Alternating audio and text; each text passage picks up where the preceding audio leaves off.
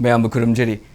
Impact TV na pregnant as Doctoriba Khangminnashi Manipur Thoramasibu, Mijing Tabiriba Mayam Punumakpu, Hanmakataram Nokchiri. Nasisu Miam Gidamakta, Lamda Masigi, Sanaroi, Yamna Kanabakaraka, Queen Pudan Luxury. Handag Machki Tang Kunmapanama de Kuntrada, Akogi Vilashpur Chatisgar Pangtokiba, 15th Junior. Master Divyang Men's Bodybuilding Championship da Manipur gi yana chauna mai pakpa moina Manipur na overall champion global natana khogi 4 gold medal and 1 silver and 3 players in the position of 3rd and 4th position lower kiba asigi manung dagi ekoina yamna akhanaba player anika ekoina pod lakchari players sing adudi khoi shak tak chige 75 plus kilogram category da gold lobira khraba khogi Ricky Hawaibam ni agina kan lengshin biribasna. Welcome to the show, Mr. Ricky. Amasung akogi Ricky nakanda lengshin videos na akogi 75 kg category da akoina goal lower kiba Mr. Jackson Kumbong Moyumbune. Welcome to the show, Jackson. Impact TV gi Michael dege a huge congratulations to both of you. Hi. Ado wari se hawdok point ai Ricky dagi hana hawjage. Ricky handaki akogi junior Mr. India haibase akogi bodybuilding da known changjara iba dunga players singi oina di yamna kai hagani dream ama khakne haba tar akogi junior Mr. India asdagi chatla kanda akogi next akogi Mr. India chatla matung da hai tare ko adugu mugi tong anton step by step smine journey lak matam sida hai tare han boina smina junior Mr. India as the joint tor matam sida yamna unexpectedly goal galore pase isa da kari faw adugi experience competition je you ahan bani national set ahan bani da kisina ko you ahan experience like national set state ki budi mathang competition bari ma ne thokre adu national set you ahan yam pakhale ka I to duino kamai to duino moi maron bari do pau khona gadra ai gi dakar le ba pochai mam sida di yum da di imana ba gaina orju parents na orju ai oja gaina orju adum sinbi lambi tawe ko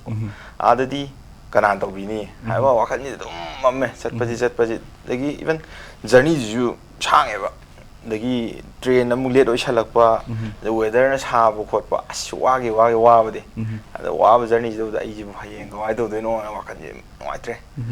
dagi chatla kan de dum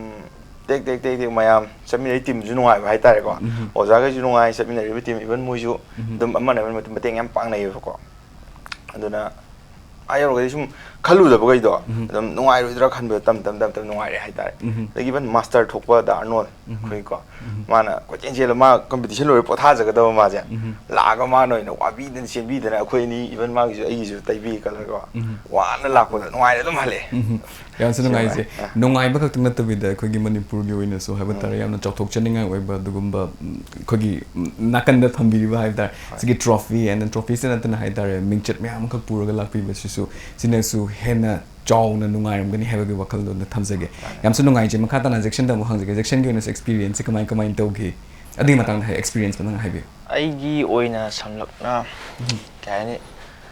wa badi ai di yam tina di ai di ware hai just aina tawjare ki wa ai gi kaini phangjarak pa ai gi sigi se ai di khoi fast biggest achievement ne ba kai nungji nungai wasu wai adu haibadi akoina isana pamna changjan jariba dugumba lambi da haiba tare ko haibadi when patient turns into profession haiba tare sigi nungai bad injection na phongdok piri se natra but at the same time na haibadi mai pak na aigi sigi changchaliba lambin se kam na mai pak pang ngamage haiba se akoigi sigi akoina hojik puraiba akoigi trophy sina so akoina saktai haibi bane yam su nungai je do election makata na ina khangjaning base every player is representing one gym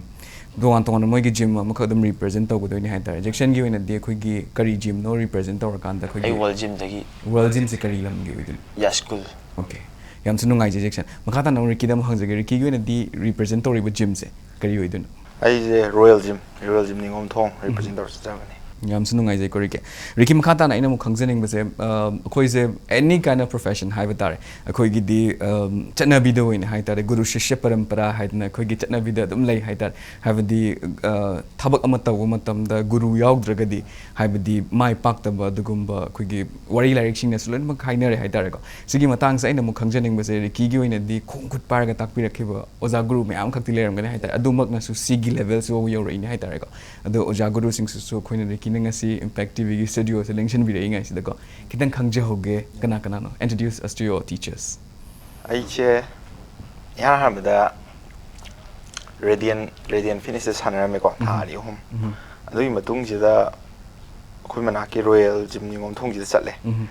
ꯆꯠꯂꯒ ꯑꯣꯖꯥ ꯒꯣꯖꯦꯟ ꯀꯣ ꯑꯣꯖꯥ ꯒꯣꯖꯦꯟꯅ ꯇꯥꯛꯄꯤꯔꯦ ꯂꯥꯛꯑꯒ ꯏꯆꯥꯗꯤ ꯄꯥꯝꯕꯣꯝ ꯆꯥꯎꯗꯕ ꯌꯥꯗꯦ ꯈꯣꯠꯇꯕ ꯌꯥꯗꯦ ꯌꯥꯝ ꯆꯥꯎꯅꯤ ꯌꯥꯝ ꯐꯖꯅꯤ ꯀꯥꯏꯅ ꯁꯨꯝ ꯊꯥꯒꯠꯄꯤꯕꯗꯣ ꯑꯗꯨꯅ ꯁꯨꯝ ꯏꯁꯥꯁꯤꯗ ꯁꯨꯝ ꯍꯣꯠꯅꯅꯤꯡꯕꯁꯨ ꯐꯥꯎꯋꯦ ꯑꯗꯒꯤ ꯖꯤꯝꯁꯦ ꯂꯦꯞꯅꯤꯡꯗꯕꯁꯨ ꯐꯥꯎꯋꯦ ꯑꯍꯥꯟꯕ ꯆꯠꯄ ꯑꯁꯤꯗꯤ ꯃꯤ ꯑꯌꯥꯝꯕ ꯂꯣꯏ ꯂꯦꯞꯅꯩꯌꯦꯕ ꯑꯩꯗꯤ ꯈꯣꯡ ꯅꯥꯔꯦ ꯈꯨꯠ ꯅꯥꯔꯦ ꯑꯗꯨ ꯇꯧꯔꯦ ꯍꯥꯏꯔꯒ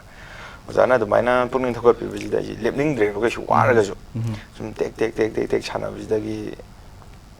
ꯑꯣꯖꯥ ꯒꯣꯖꯦꯟꯒꯤ ꯃꯆꯥꯅꯨꯄꯥ ꯗꯥꯃꯦꯜꯁꯟ ꯀꯣ ꯗꯥꯃꯦꯜꯁꯟꯅ ꯅꯥꯎ ꯅꯪ ꯀꯟꯇꯦꯁ ꯊꯣꯛꯀꯦꯔꯥ ꯈꯣꯠꯀꯦꯔꯥ ꯑꯗꯨ ꯍꯥꯏ ꯊꯣꯛꯅꯤꯡꯉꯦ ꯗꯥꯃꯦꯜꯁꯟ ꯑꯩꯕꯨ ꯍꯩꯒꯗ꯭ꯔꯣ ꯈꯣꯠꯀꯗ꯭ꯔꯣꯅ ꯀꯣꯟꯇꯦꯁꯀꯤ ꯊꯣꯛꯄ ꯍꯥꯏꯁꯤꯗꯤ ꯃꯇꯝꯗꯨꯗꯤ ꯌꯥꯝ ꯋꯥꯡꯅ ꯈꯜꯂꯝꯃꯦꯕ ꯀꯟꯐꯤꯗꯦꯟꯁꯁꯨ ꯂꯩꯇꯦ ꯀꯣꯟꯇꯦꯁ ꯊꯣꯛꯄꯒꯤ ꯍꯩꯒꯗ꯭ꯔꯥ ꯈꯣꯠꯀꯗ꯭ꯔꯥ ꯀꯩꯗꯧꯕ ꯌꯥꯔꯣꯏꯗꯣꯏꯅꯣ ꯈꯣꯠꯇꯣꯏꯅꯣ ꯑꯗꯨ ꯍꯥꯏꯔꯒ ꯗꯥꯃꯦꯜꯁꯟ ꯏꯃꯥꯒꯤ ꯃꯌꯥꯝꯕ ꯗꯥꯕꯨꯄꯦꯟ ꯀꯣ ꯃꯣꯏꯅ ꯀꯨꯞꯅ ꯌꯦꯡꯁꯤꯟꯕꯤꯌꯦ ꯑꯍꯥꯟꯕꯅꯤꯅ ꯑꯁ ꯋꯥꯕꯁꯤ ꯀꯟꯇꯦꯁꯀꯤ ꯄ꯭ꯔꯦꯞ ꯇꯧꯕ ꯃꯇꯝꯗ ꯑꯗꯣ ꯃꯣꯏ ꯑꯅꯤ ꯂꯩꯔꯦ ꯑꯗꯣ ꯃꯣꯏ ꯀꯨꯞꯅ ꯌꯦꯡꯁꯤꯟꯕꯤꯔꯦ 2022 ꯃꯤꯁꯇꯔ ꯃꯅꯤꯄꯨꯔꯒꯤꯁꯦ ꯈꯜꯂꯛꯇ꯭ꯔꯦꯕꯀꯣ ꯑꯗꯨꯝ ꯊꯥꯖꯤꯜꯂꯛꯑꯦ ꯑꯗꯨꯝ ꯀꯥꯎꯁꯜꯂꯛꯑꯦ ꯑꯗꯒꯤ 23 ꯑꯣꯜꯂꯛꯄꯁꯤꯗ ꯎꯆꯤꯟꯅꯥꯆꯤꯟꯅ ꯁꯦꯀꯦꯟ ꯇꯥꯔꯦ ꯑꯗꯒꯤ 23 ꯑꯗꯒꯤ ꯑꯃꯨꯛ ꯏꯟꯇꯔ ꯀꯣꯂꯦꯖꯁꯤꯗꯁꯨ ꯁꯦꯀꯦꯟ ꯇꯥꯔꯦ 23ꯒꯤ ꯑꯗꯒꯤ ꯃꯊꯪ ꯑꯣꯜꯂꯛꯄ ꯆꯍꯤꯁꯤꯗ ꯑꯃꯨꯛ ꯍꯦꯟꯅ ꯁꯨꯃꯥꯏꯅ ꯇꯧꯁꯤ ꯍꯥꯏꯔꯒ ꯍꯦꯟꯅ ꯅꯩꯈꯥꯏꯔꯦ ꯏꯁꯥꯁꯦ ꯗꯥꯃꯦꯜꯁꯟꯅꯀꯣ ꯅꯨꯡꯗꯥꯡ ꯄꯨꯡ 10 ꯐꯥꯎꯕꯀꯣꯅꯦ ꯑꯗꯨꯝ ꯁꯪꯉꯒ ꯂꯩꯕꯁꯨ ꯌꯥꯎꯋꯤ ꯅꯤꯡꯊꯝꯊꯥ ꯏꯪꯈ꯭ꯔꯕꯁꯤꯗꯅꯦ ꯑꯗꯨꯝ ꯁꯪꯉꯦ ꯍꯥꯏꯇꯥꯔꯦ ꯑꯗꯩ ꯗꯥꯕꯨꯄꯦꯟꯁꯨ ꯊꯣꯛꯂꯛꯑꯒ ꯁꯪꯕꯁꯨ ꯌꯥꯎꯏ ꯗꯥꯕꯨꯄꯦꯟ ꯁꯪꯗ꯭ꯔꯀꯥꯟꯗ ꯗꯥꯃꯦꯜꯁꯟꯅ ꯑꯃꯨꯛ ꯁꯪꯉꯒ ꯅꯩꯈꯥꯏꯗꯣꯏꯅꯤ ꯑꯗꯨ ꯎꯆꯤꯟꯅꯥꯆꯤꯟꯅ ꯂꯧꯔꯦ 2024ꯗ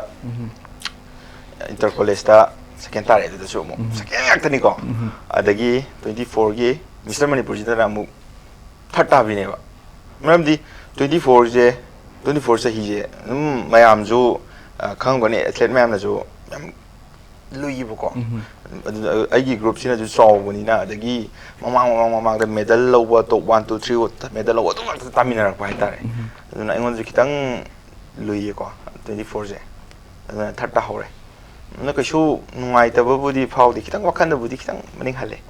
ꯑꯗꯨ ꯌꯥꯝ ꯀꯥ ꯍꯦꯟꯅꯁꯨ ꯀꯩꯁꯨ ꯈꯟꯖꯟꯗ꯭ꯔꯦꯕꯀꯣ ꯑꯗꯨꯗꯒꯤ ꯖꯨꯅꯤꯌꯔ ꯏꯟꯗꯤꯌꯥ ꯆꯠꯂꯒꯦ ꯑꯗꯨ ꯇꯧꯒꯦ ꯍꯥꯏꯅ ꯌꯨꯝꯗꯁꯨ ꯍꯥꯏꯔꯦ ꯑꯩꯈꯣꯏ ꯃꯥ ꯍꯣꯏꯅꯁꯨ ꯆꯠꯂꯣ ꯇꯧꯅꯤꯡꯉꯗꯤ ꯀꯩꯗꯧꯕꯩꯅꯣ ꯇꯧꯁꯟꯒꯗꯕꯅꯤ ꯆꯍꯤ ꯂꯩꯔꯤꯉꯩꯁꯤꯗ ꯑꯗꯨꯝ ꯁꯞꯄꯣꯔꯠ ꯐꯖꯅ ꯇꯧꯋꯦ ꯌꯨꯝꯗꯁꯨ ꯑꯗꯒꯤ ꯑꯩꯅ ꯗꯥꯃꯦꯜꯁꯟꯗ ꯍꯥꯏꯔꯦ ꯗꯥꯕꯨꯄꯦꯟꯗ ꯍꯥꯏꯔꯦ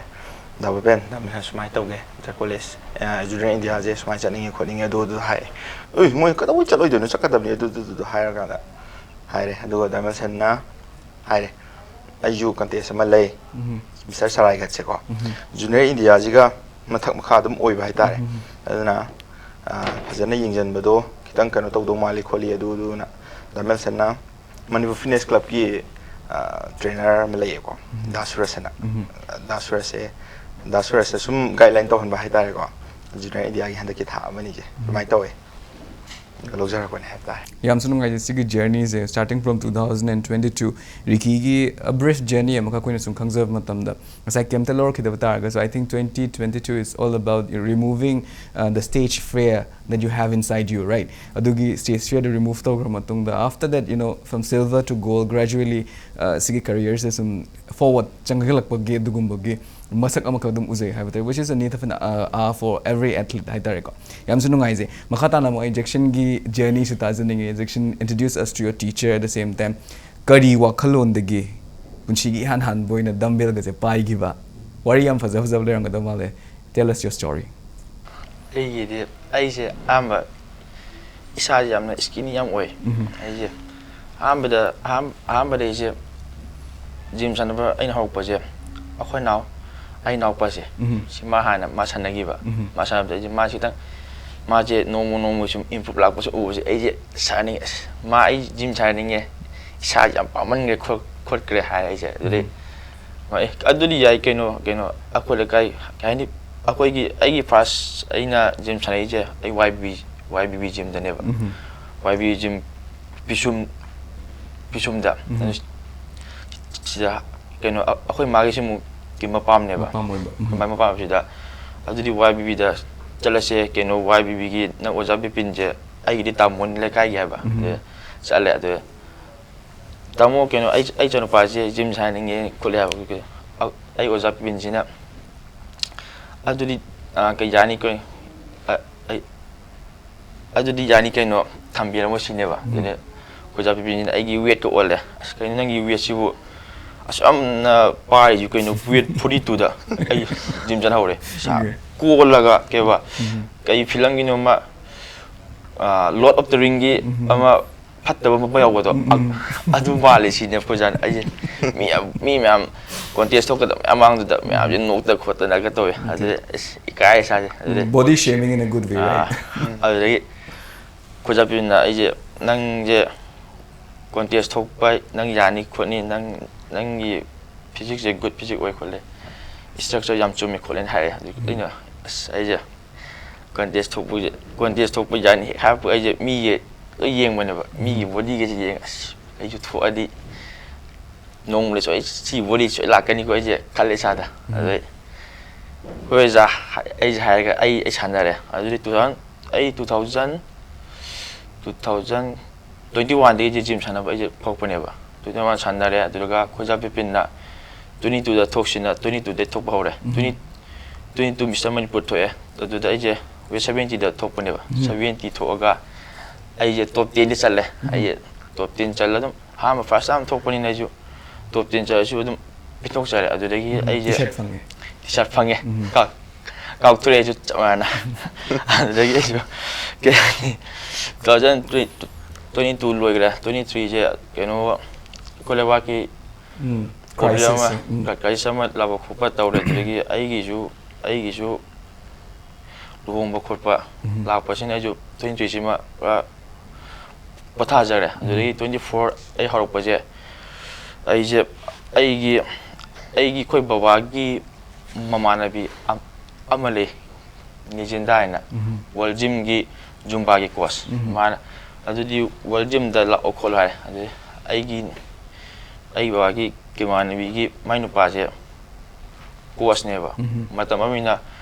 junior mister pinja dokiba overall da mana toroga ai je gym ji da pusan bi re adu de gi ai gi next ai gi oja je china Bodybuilder jan kawe ba si ai gi ma pun ai sanamina re mana tak pi re 24 gi Imphal West August da pakto gi bje sida mai makha da ai sanaraga ai lore ai gi keno Imphal West second position da adu demo next keno no makalaga kimsa khambong tole si jum ai lore ai gi second position tam haraure adu demo ai oja ai bida challenge mai masagi chu thabak ke ka dajam ma se ma pan tu ma changre ma chang mi demu ai gi mu level phaba mu khai ga da ai gi oja dines keno hojike gi boja bida challenge gi mu uncle poi du ne ba boja dines se sim la ga se ma gi makha da ai 2024 gi ai Mr. Manipur ai chanare adu third tara is bronze medal ai lore ai ojana nang siri chemistry india ki trial ki yauji ko che 25 ke ai no ja hoi ja ai pura sa ja pien da we oi ja ai ngam na ba tau ga ga che ai tau re de ke ni ako ja dines na tawi ba di ka la ayuk nung din nung dang khai da na train tau bi re de ko ja dines mo narak pama cái gió lốc vậy anh nào bây giờ anh hay nào aku giờ đó na lại khol le mai mà sao cái problem mà level của pana anh hay đấy aku nào nữa Mr. Manipur 2024 cái tụi bây Mr. India 2025 cái trial tàu đó đấy hai bữa đấy mà tụi mana support tàu rồi tụi lại aku nào chứ nào anh của giá chứ nào đi anh hay là Baza aku nào da loi hai bi ro baza na bana yum da phone to bi ra ga hai aku nào cái phone nào mà bi ra ga baza loi hai le si tau bi adu ko ja jam kha phak pa de ko ja sile la ga masa di wari bani na yau budi ngam da bi na kan da pham ma ga aku nào si da ta aga si yau bi ro si tau bi ro noi da gi se ha ga aku nào tau bi le ko nào wa ba ma bi ma sama ju chan jai ni ko finish wena ma gi ma chana ju mu ai gi mu tak pa ayuk nungdang ma tawlaga last ma pung ma pan tara sawad ma usanare pung ani mukti ma aware alredum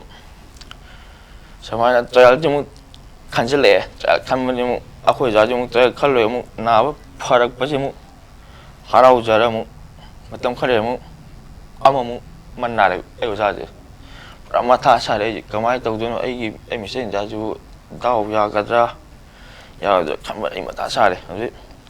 akhoi na kam khangan je ai roi taw gi ro hai ma ai na bajina hai bam khang ja Nupagi piece ego. It hides a lot of struggles. It hides a lot of stories haivatar. And then Jackson gi genuineness haivatar ego. Jackson gi struggles me am sisu sigi piece sigi marak to so kuina so tum uwa fangzai haivatar.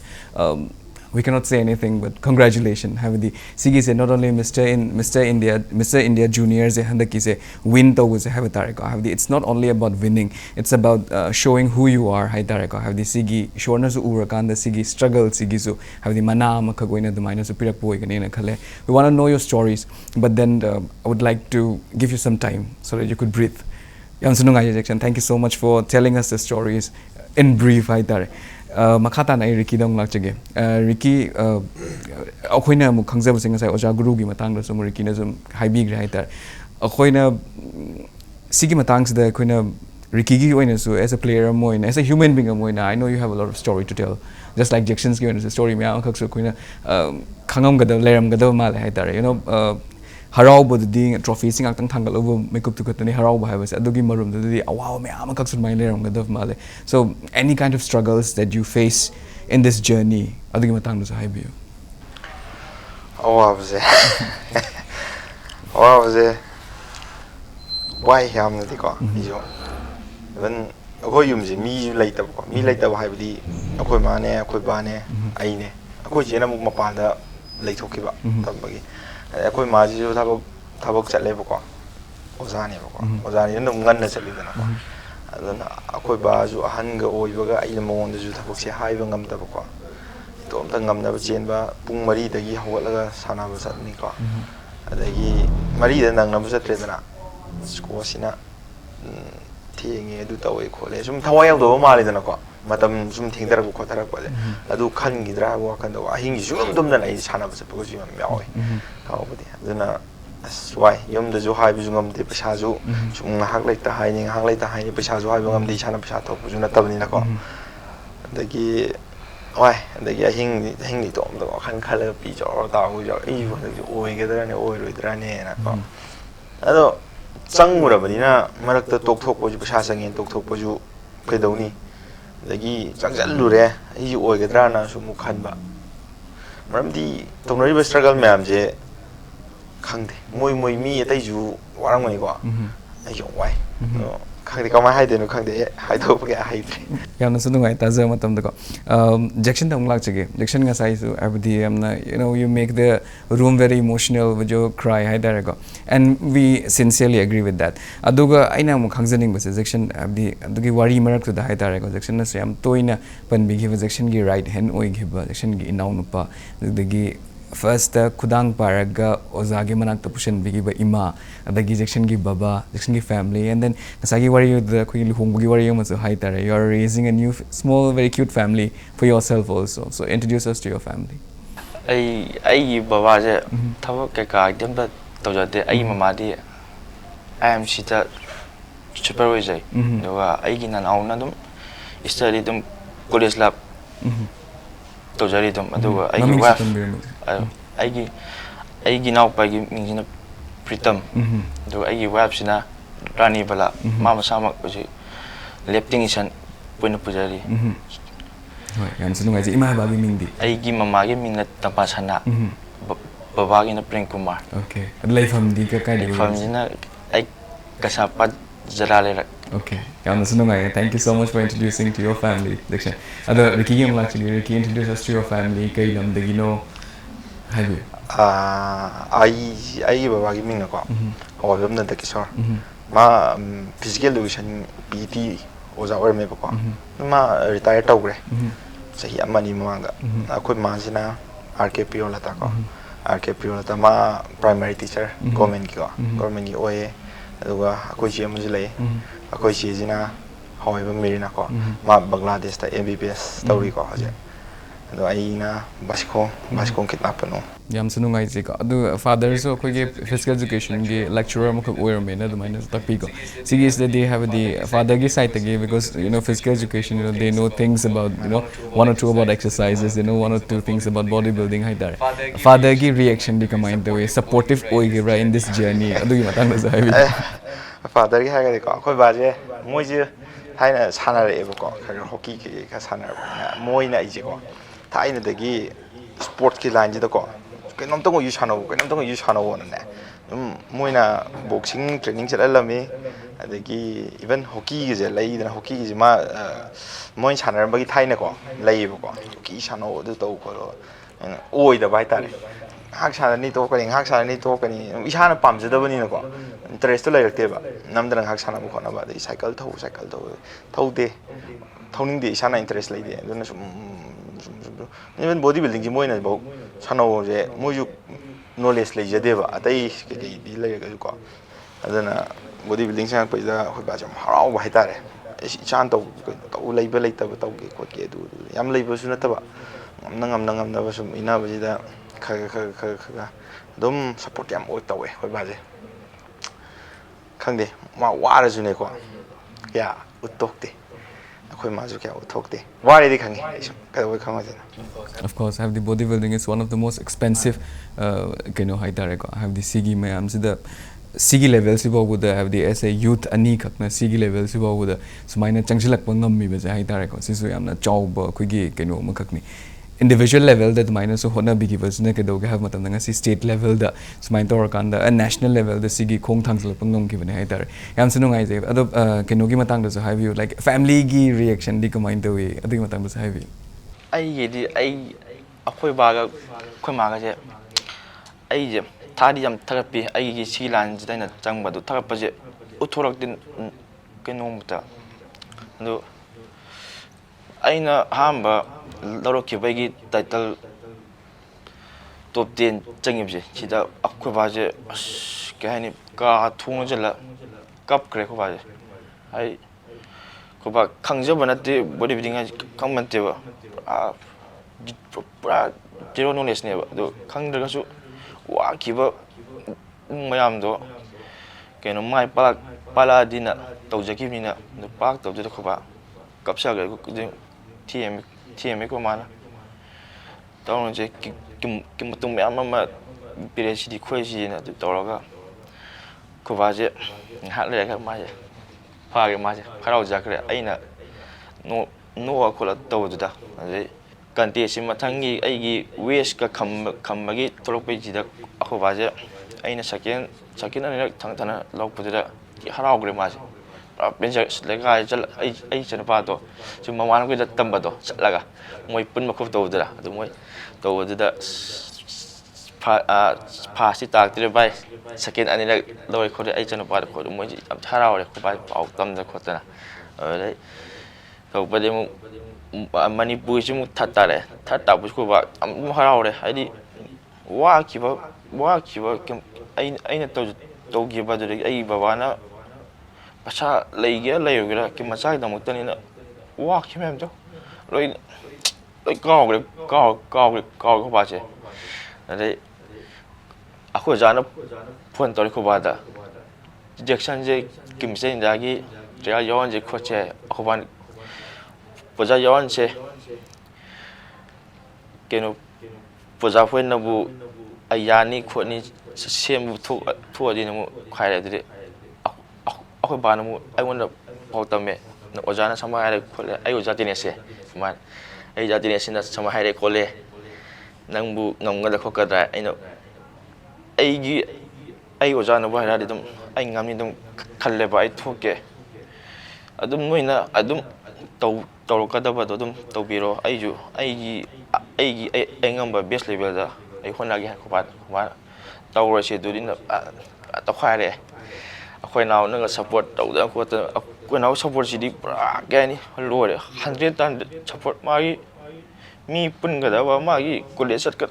ta thui ma ai ni nga chi ai gi support le da trial khal le adu matung jim ai na naw trial bu tang nang yaw ro akhoi ja do trial bu do ya di ma trial do be timing si di ma na ba kha pharam ni na ma ya ne adu khoi ja ju amung ka chu na ba thek pa do naw sia dre si di nang loi ba ti khang wa naw nang gi college sa ba khu pa do ai khonaw je ai nungai tre ma ju college to ma college to ma job ni to college to ma daw ya ri ai gi sangi kan ji da ma gi third semester gi pekha thau do bit down chale ma je mu tha dri ya khonaw hoi ya khore ma je tau ja gre ai de khonaw na ai gi chemistry ai mi se in ja gi direct ai gi prep hau bit timing se dum ma sidi hau adum loi phok tau biraga ai ni ngasi gi fangjali bai gi title je lo bangam jai ni yam sunu ngai jeng ko have the ani mak ki hoina so you people you are the luckiest hai tare ko have the family yes yam job support ani khak sumaina phang ba sai ta sigi mak na so hai tare have the atai na support to bo so of course oja guru it's very important hai tar but then family na back the gis maina inkat pirak pasna sigi level so wo yo ngong ki you know genuine tears me am suna have tare ngasi I understand that have the kam na struggle to rong ani hai tare akoina ngasi it's just a some drops of stories katni hai tare adugi marak me am kha yorong ani hai tare I remember one of Ricky's your videos at airport when you pass your trophy to your father you can't hide your tears in front of everybody right I mean that's the moment that we all are looking for hai tare have the adugi moment to adugi atai stage agi me am pira pro de kem ta khande hai tare adugi moment to yo bangam na ba hai tare ko adugi moment du khatangi de makta dumbbells a par sana gi bune ha bo in hiding hai tare and I'm so proud of you people hai tare ko and Impact TV would like to congratulate both of you hai tare but I'm so emotional or I'm getting emotional myself right now. So like to ease us out let's take a small commercial break break matungda nungai wari watai galorina Impact TV na sandok chari Khangminnashi Manipur hanjer kige Impact TV bu meeting ta adon lebio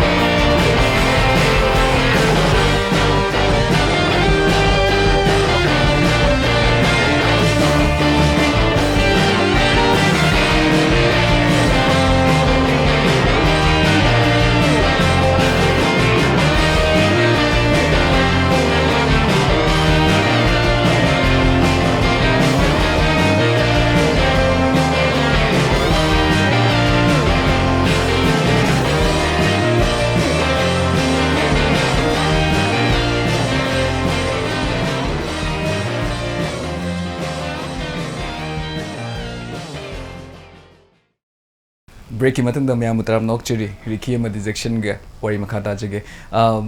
Ricky dagi hana hojage Ricky khoi ki bodybuilding ki career sidadi khoi ni every stage khuding makta khoi na kakhalu matam sida haitare whether winning or losing have a lesson mam di dum tam makanda dum kumdhabiri haitare have the AC gi positions is way not just way de and the guy gi judgments the combine any kind of lessons mam de dum learn torga layram gani na khali Ricky na 2022 dagi t-shirt fang bacha hi dagi haitare ko dum lesson mam phanga ga adu gi lessons me am do learn tor matung da handaki junior Mr India is the goal thomba ngami haitare so handaki junior Mr India sigi stage sidi haitare ko Chhattisgarh gi sigi stage sidagi di what lesson do you learn lesson je ko dum akoina gym manung da mukpa da yum dei tom tom muksa ba de gym coach mayam yuma mukpa jiga kene ko moju ama mong je sha da feel tau bu je ko da stage da mukpa ju mu pura kena bi ne ba ekta khangde sha ji da confidence lai na ka khala ju ne stage ka khapta di mangi bi ne mi aduna da ki ju ko nungai bi di ado er ga ju som atai stage ki mayam lak pujide sum mi je nuksida na yeng bu yawi bhai you are the best hair bu yawi adagi musi thawoi dana ko moi de kitang wang bani ba saksu man da ba yawi ne musi tan yeng bu dom lok thengai ra sakhi bu sma me do ai ke su hai de sum lai ji di competition ni man hen be ai na lai ko adu na dum simple oi na dum lai re adu ga be humble ko humble oi na lai jare adu ga ai gi tobom thok do adum tau jare soi da ba du di ai na haiba ngam dre ko ai di soi da na ba na mukja bani adu ai gi award pa jing du di dum stage ki makha da ko ni ying bi ba ko gi tim mayam na ko moi ni kitang ingit oi na bibir ko si yawe ko adu mai na kitang sem do si taw edum khangde smai yam sunu ngai Ricky other Ricky in some khangjening ba khoi gi bodybuilding gi career sa ko matam da khoi ju when we are at the gym hai da ko have the professional players mayam se khoi some observe matam se moina ko khoi chak ko matam je khoi gi competition gi preparation hor ko matam da gi dieting hor ko matam sigi matam se so maina oi hai da every human being kuding work se Ricky self talk sam tawe yum da itom da lei matam da kamong da itom da lei matam da we talk to ourselves that's very important hai da healthy mind ma ka ki un de am important oi hai da isana isaga wari sana ba kano togzabasis sigi practice hai da I'm very sure Ricky you in sudum torom gani ne khale so what do you normally talk to yourself ai na ko tom tori cha ja je ai cha dre di ai de to competition je to do ji bu kari no to do ji oja ge ni hai du ni nang si to godam ni hai bam lai ko no ai ni tom thang je je ai hing tom ba ko to bam dai da ai na moi na ai gon tham mi bu tha ja ba ma yam je ai na moi pelhan ngam godra ai na to do ji ai na capable oi bra ai to ngam godra ngam moi dra ja khan ba da ne tum da bu ma yawe khoi ma hoi yum da gi parents ma am na coach kai na imana ba kai na ngon da bai nang to da ba de chan pa nang adu to da de na to da ba de na tha ja ba ma am pi ko ado ai ngon da ko tom ta khaje ji bu oi gadra oi roi dra ko oi ni na bi chang ja le ba ko ado ta ga wakhan nei tom ta hang ja ba hai dai ngam godra ngam moi dra na ko but then handaki junior Mr India is nadi hai tareko that proves everything wrong hai tareko havadi aina ngasai so haije gi do si quite the parents da the oja guru sing da family da pi ma quite the chaw tribute am kak ne so haije ge yam sunung haije Ricky makhata na section da mung lak ge same questions havadi every stage kuding makki lesson am pura ga loi ma kumthar ka doini hai tare if not t-shirt am kak pura kumthar ka tar ga natra ado handaki junior Mr India gi oina di hai tareko kari lessons tambir ejection now what lessons do you learn apart from this trophy ai gi kai bhai ni ai gi lesson de nungai ba awa ba se pulap chap man tang khai dai half hai dai nungai awa ba ai di dunga sai de dum hai jare dana adu nungai ba gi na adu phajara gi nungai ba se nga sai de I hide it like nungai just ai nungai je ai poza khara extra oi bai di gym dugi oina sum poza ai trainer oina leiba khara maga ai kaka amari ge lai ai oza prem amari poza soba yoga ai kaka soba dum ke mayam gina kajon na mar chal lei adudagi da bisa da apoina moi manga sina ꯑꯩꯁꯤ ꯀꯩ ꯍꯥꯏꯅꯤ ꯑꯩꯅ ꯐꯅ ꯋꯥꯖꯔꯁꯨ ꯍꯥꯏꯗꯤ ꯃꯣꯏ ꯃꯉꯥꯁꯤꯅ ꯑꯩꯁꯦ ꯉꯥꯏꯍꯥꯛꯇꯪ ꯑꯣꯏꯔꯁꯨ ꯃꯤꯅꯤꯠ ꯑꯩꯅ ꯁꯥꯟꯅꯕꯒꯤ ꯁꯥꯟꯅꯔꯤꯉꯩꯗ ꯀꯞꯄꯁꯨ ꯑꯩꯁꯦ ꯃꯣꯏꯅ ꯀꯞꯇꯨꯅꯦ ꯀꯞꯄꯤꯉꯩꯗ ꯃꯣꯏ ꯃꯉꯥꯁꯤꯅ ꯑꯩꯁꯦ ꯃꯤꯅꯤꯠ ꯑꯃꯇꯪ ꯔꯦꯁ ꯇꯧꯕꯁꯤꯗ ꯃꯣꯏꯅ ꯋꯥꯔꯤꯒ ꯂꯤꯔꯒ ꯑꯩꯒꯤ ꯃꯥꯛꯁꯤꯗ ꯃꯣꯏꯅ ꯖꯒꯣꯏꯒ ꯁꯥꯗ ꯈꯣꯠꯇꯅ ꯈꯤꯇꯪ ꯃꯥꯏꯟꯗ ꯈꯤꯇꯪ ꯀꯩꯅꯣ ꯇꯧꯈꯤꯕꯗꯣ ꯑꯗꯩ ꯃꯣꯏꯅ ꯌꯥꯔꯦ ꯊꯦꯡꯉꯦ ꯐꯧꯔꯁꯦ ꯅꯪ ꯄꯨꯡ ꯈꯤꯇꯪ ꯉꯥꯏꯔꯦ ꯅꯪ ꯃꯇꯝ ꯈꯤꯇꯪ ꯉꯥꯏꯔꯦ ꯃꯣꯏꯁꯦ ꯇꯧꯕꯤꯌꯦ ꯗꯞ ꯁꯥꯟꯅꯒ ꯇꯧꯔꯤꯕ ꯑꯁ ꯀꯩ ꯍꯥꯏꯅꯤ ꯑꯩꯉꯣꯟꯁꯤꯗ ꯅꯨꯡꯉꯥꯏꯅꯕꯅꯤ ꯀꯥꯏꯅꯒ ꯋꯥꯔꯤꯒꯁꯦ ꯂꯤꯁꯤꯜꯂꯛꯇꯣꯏꯅꯦ ꯑꯩꯉꯣꯟꯗ ꯃꯥꯒꯤ ꯇꯣꯉꯥꯏꯕ ꯋꯥꯔꯤ ꯑꯋꯥ ꯋꯥꯔꯤꯁꯦ ꯑꯗꯨ ꯁꯤ ꯍꯥꯏ ꯑꯗꯨꯝ ꯌꯥꯝꯁꯨ ꯅꯨꯡꯉꯥꯏꯖꯔꯦ ꯑꯗꯣ ꯃꯃꯥꯡꯗꯁꯨ ꯑꯩꯈꯣꯏꯒꯤ ꯀꯩꯅꯣꯁꯦ ꯖꯦꯛꯁꯟꯒꯤ ꯑꯣꯏꯅ ꯐꯦꯃꯤꯂꯤ ꯏꯟꯇ꯭ꯔꯣꯗ꯭ꯌꯨꯁ ꯇꯧꯕꯤꯕ ꯃꯇꯝꯁꯤꯗ ꯖꯦꯛꯁꯟ ꯌꯥꯎꯔꯒꯁꯨ ꯅ꯭ꯌꯨꯂꯤ ꯋꯦꯠ ꯍꯥꯏꯇꯥꯔꯦꯀꯣ ꯍꯥꯏꯕꯗꯤ ꯃꯃꯥꯡꯒꯤ ꯆꯍꯤꯗꯁꯨ ꯑꯩꯈꯣꯏꯒꯤ ꯃꯦꯔꯤꯠ ꯂꯥꯏꯐꯇ ꯆꯪꯒꯦꯅ ꯑꯗꯨꯃꯥꯏꯅꯁꯨ ꯍꯥꯏꯕꯤꯒꯦ ꯍꯥꯏꯇꯥꯔꯦ ꯑꯗꯣ ꯁꯤꯒꯤ ꯃꯇꯝꯁꯤꯗ ꯑꯩꯈꯣꯏꯒꯤ ꯐꯦꯃꯤꯂꯤ ꯑꯅꯧꯕ ꯏꯁꯥꯒꯤ ꯑꯣꯏꯕ ꯑꯅꯧꯕ ꯏꯐ ꯅꯣꯠ ꯍꯧꯖꯤꯛ ꯑꯉꯥꯡꯁꯤꯡꯗꯤ ꯌꯥꯎꯗ꯭ꯔꯤ ꯍꯥꯏꯇꯥꯔꯦꯀꯣ ꯕꯠ ꯗꯦꯟ ꯏꯁꯥꯒꯤ ꯑꯣꯏꯕ ꯑꯅꯧꯕ ꯂꯥꯏꯐ ꯑꯃꯈꯛꯇ ꯆꯪꯉꯛꯑꯕꯅꯤ ꯆꯪꯉꯛꯑꯀꯥꯟꯁꯤꯗꯤ ꯑꯅꯧꯕ ꯔꯦꯁꯄꯣꯟꯁꯤꯕꯤꯂꯤꯇꯤꯁ ꯑꯃꯈꯛ ꯄꯨꯔꯛꯑꯕꯅꯤ ꯑꯗꯨꯅꯕꯨ ꯂꯨꯍꯣꯡꯕ ꯍꯥꯏꯗꯅ ꯀꯣꯛ ꯍꯣꯡꯕ ꯍꯥꯏꯗꯅ ꯑꯗꯨꯃꯥꯏꯅ ꯍꯥꯏꯅꯔꯤ ꯅꯠꯇ꯭ꯔꯥ ꯁꯤꯒꯤꯁꯤꯗꯗꯤ ꯀꯃꯥꯏꯅ ꯇꯧꯔꯀꯥꯟꯗ ꯃꯦꯅꯦꯖ ꯇꯧꯕꯤ ꯍꯥꯏꯕꯗꯤ ट्रेनिंग सेशन है अयुक्की नुंगदांगी नुंधिनगी सानादने ngaktan race lay ngada tumhowdoini dagi yen phutowdoini ila kamain tawrkanda manage tawge ꯑꯩꯒꯤꯗꯤ ꯖꯁ ꯌꯥꯝ ꯅꯨꯡꯉꯥꯏꯔꯦ ꯑꯗꯨꯒꯤ ꯍꯥꯏꯔꯗꯤ ꯑꯩꯒꯤ ꯃꯃꯥ ꯑꯩ ꯕꯕꯥ ꯑꯩ ꯃꯃꯥ ꯑꯩ ꯕꯣꯕꯣꯛ ꯑꯩ ꯋꯥꯏꯐ ꯃꯣꯏ ꯑꯍꯨꯝꯁꯤꯅ ꯑꯩ ꯐꯖꯅ ꯑꯩꯒꯤ ꯁꯥꯟꯅꯕ ꯆꯠꯂꯝꯗ ꯑꯩꯒꯤ ꯗꯥꯏꯠ ꯃꯣꯏ ꯂꯣꯏꯅ ꯑꯌꯨꯛ ꯉꯟꯇꯥ ꯄꯨꯡ ꯑꯩ ꯁꯥꯟꯅꯕ ꯆꯠꯄꯗꯤ ꯄꯨꯡ 8ꯗ ꯆꯠꯂꯦ ꯑꯗꯨ ꯃꯉꯥꯗꯒꯤ ꯃꯣꯏꯅ ꯍꯧꯒꯠꯃꯤꯟꯅꯔ ꯃꯣꯏ ꯑꯍꯨꯝꯁꯦ ꯍꯧꯒꯠꯃꯤꯟꯅꯔꯒ ꯑꯩꯒꯤ ꯗꯥꯏꯠ ꯌꯦꯔꯨꯝ ꯀꯩꯀꯥ ꯑꯣꯠꯁ ꯃꯌꯥꯝ ꯂꯣꯏꯅ ꯑꯩꯅ ꯂꯣꯏ ꯍꯥꯏꯕꯗꯨꯅꯦ ꯁꯤ ꯒ꯭ꯔꯥꯝ ꯑꯣꯟꯕꯤꯌꯨ ꯁꯤ ꯒ꯭ꯔꯥꯝ ꯈꯤꯇꯪꯒ ꯁꯣꯏꯕ ꯑꯩ ꯁꯥꯎꯗꯣꯏꯅ ꯀꯩꯗꯧꯕꯩꯅ ꯗꯥꯏꯠ ꯁꯣꯏꯔꯗꯤ ꯈꯣꯠꯂꯗꯤ ꯑꯩ ꯋꯦꯠ ꯍꯟꯗꯣꯏꯅꯤ ꯋꯦꯠ ꯍꯦꯟꯒꯠꯇꯣꯏꯅꯤ ꯑꯩꯒꯤ ꯗꯥꯏꯠ ꯆꯞ ꯆꯥꯕꯤꯗ ꯐꯤꯛꯁ ꯇꯧꯕ ꯃꯣꯏꯁꯦ ꯑꯩꯅ ꯉꯥꯡꯉꯤꯗꯣ ꯑꯩꯁꯦ ꯁꯥꯟꯅꯕꯒꯤ ꯋꯥꯕꯅꯤ ꯃꯣꯏꯁꯨ ꯀꯝꯇ ꯈꯨꯝꯖꯗꯦ ꯑꯗꯨꯝ ꯃꯣꯏ ꯊꯣꯛꯄ ꯑꯗꯨꯝ ꯉꯝꯅꯕ ꯂꯣꯏ ꯇꯧꯋꯦ ꯑꯗꯨꯝ ꯑꯩꯒꯤꯗꯃꯛꯇꯅꯤ ꯑꯗꯨꯝ ꯑꯌꯨꯛ ꯅꯨꯡꯊꯤꯟ ꯅꯨꯡꯗꯥꯡꯁꯦ ꯑꯗꯨꯝ ꯃꯣꯏ ꯑꯗꯨꯝ ꯇꯧꯈꯤꯗꯣꯏꯅꯦ ꯃꯣꯏꯅ ꯑꯗꯨꯝ ꯑꯩꯒꯤ ꯆꯥꯅ ꯈꯣꯠꯅꯕ ꯑꯩꯒꯤ ꯗꯥꯏꯠ ꯄ꯭ꯂꯥꯟ ꯑꯗꯨꯒ ꯑꯩꯒꯤ ꯋꯥꯏꯐꯁꯤꯅꯗꯤ ꯍꯥꯏꯗꯤ ꯃꯥꯗꯤ ꯑꯌꯨꯛꯇꯪ ꯌꯥꯎꯔꯦ ꯍꯥꯏꯗꯤ ꯅꯨꯡꯊꯤꯟ ꯅꯨꯡꯗꯥꯡꯁꯤꯗꯤ ꯃꯥꯒꯤ ꯗ꯭ꯌꯨꯇꯤ ꯃꯇꯝ इवनिंग ताबा मॉर्निंग ताबा खाइदोपानिना अदुगा अइगी बोबोका अखु मागन लोना अइगी सिंबी खोपीबा Yam sunu ngai je ko khoi haina bole na ko behind every successful man there is always a woman behind haitare Jackson gi behind the nupi ahum ni haitare le haitare adna zo hena extra success and the gisulak prana khan je ko yam nu ngai je khata ni riki dong lak chigi riki I heard that you are a student of Kamakya Pemton College to hozik se keno kogi BA or BSc pursue to visa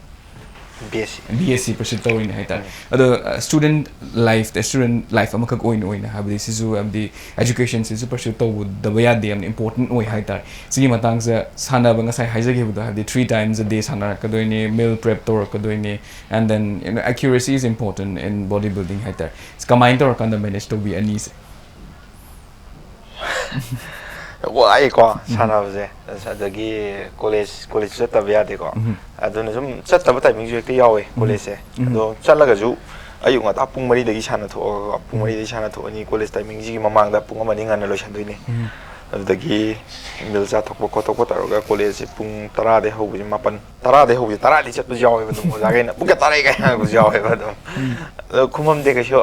oja na ro ga machine khum ang ma gi dra na ko pung ga tarai ha ku yawe ngamna ba dum chale adagi college tagi ko pung ama da hangidam ni pung ani da hangidam ni ha ja oja isa no ai je ga ko na lo ko se dum yawe ado ko dum sana ba sum eja se dum tar ina dum chale satpadi the distance is dum yamna nak pasunati hai nak pasunati lambi na thobo ya pasunati lambi ju phate mai lambi ha adagi yana dum ina chale dum tha ba ji pa tha dre sa je aduna sum dum college halaga chatlabani na sana ba dum nungdin ji thenge ba ko theng na mo hale mil ja thue adu pung mari da mo hago toi ni ko as thawai ga kitang nuai ta ba kitang kana to me tumdana chat pa su yawe race da ka le udi hai adu race da ka le ga ju kong na namak pa ji da ka ai di race no nami ta adu mai na to bu su yawe dum yana na me che dum tawre to ba yam sunung hai ko habdi sigi management je hai ring hai tare ko habdi ani maksu lin su sina ba sai su take na ba hai tare ko aduni to bu se am nungai je Ricky makha ta na hangjaning ba se hojik fau bodi tapna gradually sin changchilak ba sin hai tare from Mr. Manipur to Mr. India Junior si bau bodi yore hai tare what's the next target karam ba trophy se amu khana lift oge na khali what are you planning for planning je lei ai contest sum thoki ge na di khale ba ko yum na ju support dum tawri bani na ado si makti haidok sar roge ramdi sum nungai je de wakhal da sum achieve to sum mai hai nei ko ai na si lore ha ge ju wakhal da itopta achieve tawri na phawe adugi willing do halli ka na ko du mai na isa na thaja jab hai tare na si launi makti haijare roge thoki ge na di khale contest but whatever it is Impact TV would like to wish you all the very best for that future endeavor yan sunung ai section gi win di have the isa se have the family lo mak na so kana tor kan da ko bodybuilding gi lines da commit tor ga leini hai tar but sigi physics sigi body si you are not gonna get this throughout your life hai tar nong madi lu tong na sa ba miyo bani na ahan oi thar khini natra have the isa sondar khini muscle lose or khini hai tar which is an inevitable part of life the future plan di combine tor thammi bodybuilding gi lines adum lei doira natra what are you planning for in future ꯑꯩꯒꯤ future ꯄ꯭ꯂꯥꯟꯁꯤ ꯑꯗꯨꯝ ꯑꯩ ꯍꯥꯏꯗꯣꯛꯆꯔꯒꯦ ꯑꯩꯒꯤ ꯑꯣꯖꯥꯅ ꯍꯧꯖꯤꯛ ꯑꯗꯨꯝ ꯑꯩ ꯍꯥꯏꯔꯛꯑꯦꯕ ꯍꯟꯗꯛꯀꯤ ꯂꯥꯛꯀꯗꯕ ꯀꯤꯝꯁꯔ ꯑꯩꯒꯤ ꯀꯤꯝꯁꯔ ꯏꯁꯥꯁꯦ ꯁꯤꯒꯤ ꯇ꯭ꯔꯥꯌꯦꯜꯁꯦ ꯌꯥꯎꯁꯤ ꯈꯣꯠꯁꯤ ꯊꯥꯎ ꯆꯥꯁꯟꯒꯅꯨ ꯈꯣꯠꯀꯅꯣꯅ ꯑꯩ ꯀꯝ ꯆꯥꯗꯕꯤ ꯑꯗꯨꯝ ꯑꯩ ꯂꯩꯔꯤꯕ ꯄꯨꯁꯨꯄꯣꯛꯄ ꯑꯗꯨꯗꯣ ꯀꯩ ꯍꯥꯏꯅꯤ ꯑꯩꯈꯣꯏ ꯑꯣꯖꯥꯅꯗꯤ ꯇꯧꯁꯤ ꯈꯣꯠꯁꯤ ꯑꯩ ꯍꯥꯏꯔꯕꯅꯤꯅ ꯑꯩꯅꯁꯨ ꯑꯩ ꯌꯥꯖꯔꯦ ꯑꯗꯨꯝ ꯑꯩꯈꯣꯏ ꯕꯥꯒꯁꯨ ꯑꯩꯈꯣꯏ ꯑꯣꯖꯥꯒ ꯋꯥꯔꯤꯕꯨꯗꯤ ꯑꯗꯨꯝ ꯃꯣꯏ ꯁꯥꯟꯅꯈ꯭ꯔꯦꯕꯀꯣ ꯑꯗꯣ ꯑꯩꯅꯗꯤ ꯍꯥꯏꯕꯗꯣ ꯑꯩꯈꯣꯏ ꯕꯥꯗ ꯕꯥ ꯍꯥꯟꯅ ꯐꯖꯅ ꯄꯩꯁꯥ ꯍꯥꯟꯅ ꯐꯖꯅ ꯊꯝꯈꯤꯁꯦ ꯑꯗꯨꯒ ꯇꯧꯁꯦꯕ ꯅꯠꯇ꯭ꯔꯗꯤ ꯍꯥꯏꯗꯤ ꯑꯩꯈꯣꯏ ꯑꯣꯖꯥꯅꯁꯨ ꯄꯥꯝꯖꯕꯒꯤ ꯐꯖꯩ ꯑꯗꯨꯕꯨ ꯁꯤꯗꯤ ꯄꯩꯁꯥꯗꯤ ꯌꯥꯝ ꯆꯪꯒꯗꯕꯁꯤꯗꯤ ꯀꯟꯇ꯭ꯔꯤꯒꯤꯁꯨ ꯅꯠꯇꯦ ꯁꯤꯗꯤ ꯑꯩꯈꯣꯏꯒꯤ ꯍꯣꯜ ꯑꯦꯁꯤꯌꯥꯁꯤꯒꯤ ꯑꯣꯏꯅ ꯇꯧꯒꯗꯕ ꯀꯝꯄꯤꯇꯤꯁꯟꯅꯤꯅ ꯄꯩꯁꯥꯗꯣ ꯌꯥꯝ ꯆꯪꯉꯛꯀꯅꯤꯕ ꯁꯤꯗꯤ ꯃꯤꯁꯇꯔ ꯏꯟꯗꯤꯌꯥꯗ ꯆꯪꯉꯤꯁꯤꯗꯒꯤ ꯗꯕꯜ ꯍꯦꯟꯅ ꯆꯪꯉꯛꯀꯅꯤꯅ ꯑꯩ ꯍꯥꯏ ꯑꯩꯈꯣꯏ ꯕꯥꯅ ꯍꯣꯏ ꯇꯥꯟꯅꯈꯤꯁꯦ ꯈꯣꯠꯈꯤꯁꯦ ꯐꯖꯅ ꯍꯥꯏ ꯑꯗꯨꯒ ꯇ꯭ꯔꯥꯌꯦꯜ ꯌꯥꯎꯁꯦ ꯈꯣꯠꯁꯦꯅ ꯁꯨꯃꯥꯏꯅ and we wish you very best of luck hai tare for that also yam su nungai je ado Ricky Jackson very shining bodi me am khak le hai tare ko Khangminnashi Manipur na akak na matam oi bani na kuina pungben pawmen na bagi tanja de fang oi dore last but not the least ani dagi hai tare hojik se Impact TV na kojuri it's because of your success hai tare mi me am lai bes dagi have the hojik mathaka khala abane hai tare na of course have the youth me am khak na su noise icon noi bu oi gadoi ni hai tare sigi journey se youningam gadoi ni sigi achievement se phangam gadoi ni hai tare a piece of advice for that youth Jackson dagi hause ꯑꯩꯒꯤ ꯑꯣꯏꯅ ꯈꯥꯏꯖꯧꯛꯄ ꯍꯥꯏꯕꯗꯤ ꯑꯩꯈꯣꯏ ꯌꯨꯠ ꯑꯩꯒꯤ ꯂꯩꯔꯤꯕ ꯑꯩꯒꯤ ꯕꯦꯁ ꯑꯃꯗꯤ ꯑꯩꯒꯤ ꯃꯈꯥ ꯇꯥꯕꯗ ꯂꯩꯔꯤꯕ ꯃꯌꯥꯝꯁꯤꯅ ꯍꯥꯏꯗꯤ ꯑꯩꯈꯣꯏꯅ ꯆꯪꯉꯤꯕ ꯂꯥꯏꯟꯁꯤꯗ ꯀꯩ ꯍꯥꯏꯅꯤ ꯃꯦꯟꯂꯤ ꯐꯣꯀꯁ ꯑꯣꯏꯅ ꯇꯧꯕꯤꯕ ꯍꯥꯏꯗꯤ ꯂꯥꯏꯟꯗꯨꯗ ꯗꯤꯁꯤꯄ꯭ꯂꯤꯟ ꯑꯃ ꯌꯥꯎꯅ ꯐꯖꯅ ꯆꯪꯕꯤꯕ ꯍꯣꯏ ꯅꯨꯄꯥꯅꯤ ꯅꯣꯡ ꯐꯥꯗꯣꯛꯁꯨ ꯀꯣꯏꯒꯗꯕꯅꯤ ꯂꯥꯡꯒꯗꯕꯅꯤ ꯑꯗꯨꯕꯨ ꯇꯧꯔꯤꯕ ꯑꯩꯈꯣꯏꯒꯤ ꯀꯦꯔꯤꯌꯔꯗꯨꯗꯗꯤ ꯄꯨꯛꯅꯤꯡ ꯆꯪꯅ ꯇꯧꯕꯤꯕ ꯊꯋꯥꯏ ꯌꯥꯎꯅ ꯍꯣꯠꯅꯕꯤꯕ ꯍꯥꯏꯗꯤ ꯆꯪꯖꯜꯂꯤꯕ ꯄꯣꯠꯇꯨꯗ ꯑꯩ ꯉꯝꯗꯕ ꯌꯥꯗꯦ ꯁꯤ ꯋꯥꯈꯜꯂꯣꯟꯁꯤꯗ ꯊꯝꯖꯔꯒꯦ ꯌꯥꯝꯁꯨ ꯅꯨꯡꯉꯥꯏ ꯇꯥꯖꯕ ꯃꯇꯝꯗ ꯔꯤꯀꯤꯒꯤ ꯁꯥꯏꯗꯤ ꯑꯩ ꯍꯥꯏꯕꯗꯤꯀꯣ ꯑꯩꯅ ꯑꯦꯗꯚꯥꯏꯁ ꯃꯛꯇꯤ ꯍꯥꯏꯔꯣꯏꯒꯦ ꯑꯩ ꯑꯦꯗꯚꯥꯏꯁ ꯄꯤꯕ ꯑꯩꯅ ꯀꯩ ꯑꯣꯏꯗꯣꯏꯅꯣ ꯑꯦꯗꯚꯥꯏꯁ ꯄꯤꯗꯣꯏꯅꯣ ꯁꯨꯝ ꯁꯖꯦꯁꯟ ꯍꯥꯏꯖꯔꯒꯦꯀꯣ ꯁꯖꯦꯁ ꯍꯥꯏꯕꯗꯤ ꯑꯩꯈꯣꯏꯒꯤ ꯕꯦꯆ ꯑꯣꯏꯕ ꯌꯥꯏ ꯑꯩꯈꯣꯏꯒꯤ ꯃꯊꯛ ꯑꯣꯏꯕ ꯌꯥꯏ ꯃꯈꯥ ꯑꯣꯏꯕ ꯌꯥꯏꯀꯣ ꯍꯧꯖꯤꯛ ꯌꯥꯝ ꯖꯤꯝꯁꯦ ꯌꯥꯝ ꯂꯩꯔꯦꯀꯣ ꯖꯤꯝꯁꯤꯗ ꯑꯗꯨꯝ ꯁꯥꯟꯅꯩ ꯃꯤꯁꯤꯡꯁꯦ ꯁꯥꯟꯅꯕꯁꯤꯗ ꯍꯧꯖꯤꯛꯀꯥꯟꯒꯤ ꯇ꯭ꯔꯦꯟ ꯍꯥꯏꯒꯗ꯭ꯔꯥ ꯑꯃ ꯂꯥꯛꯑꯦꯕꯀꯣ ꯌꯨꯇ꯭ꯌꯨꯕ ꯌꯦꯡꯉꯒ ꯑꯗꯒꯤ ꯏꯟꯁꯇꯥꯒ꯭ꯔꯥꯝ ꯌꯦꯡꯉꯒ